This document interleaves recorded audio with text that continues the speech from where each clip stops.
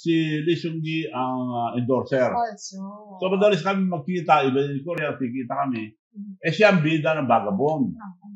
So, nahinto na yun, baka pwede ako ma-endorse mo sa Philippines, sabi niya. O naman, marami naman, you're very popular because of Vagabond, ako.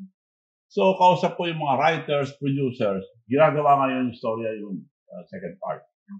So, possible, hindi pa sigurado, possible na dito na gagawin yung second part. Pero mahal yung mga ganyan na sa Netflix eh. Siguro, next na episode, mga dollars yan. Opo, Mga $20 million. Yes, siguro abutin.